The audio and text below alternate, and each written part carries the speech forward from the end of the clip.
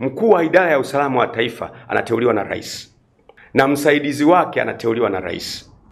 Na vile vile kama rais wa nchi akijisikia, pia wanaondolewa na kiongozi wa nchi.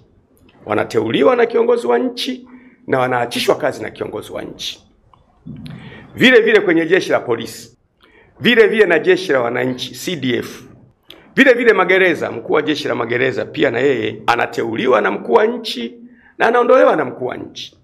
Kwa mfano, huyu mkurugenzi mkuu wa idara ya usalama wa taifa akaona liko jambo ambalo ama mheshimiwa rais ama mamlaka za nchi zinafanya kinyume na uzalendo wa Kitanzania, halafu akashauri, bwana, mimi kama mkuu wa idara ya usalama wa taifa ninaona kwamba hili jambo linahatarisha usalama wa nchi, liachwe.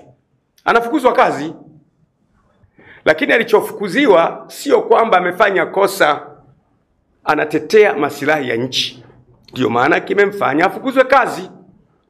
Kwa hiyo tukifanikiwa kuwalinda hawa wakuu wa vyombo wasifukuzwe hivi hivi kirahisi, watakuwa na uwezo wa kuisimamia nchi yetu vizuri bila kupata madhara yanayoathiri familia zao.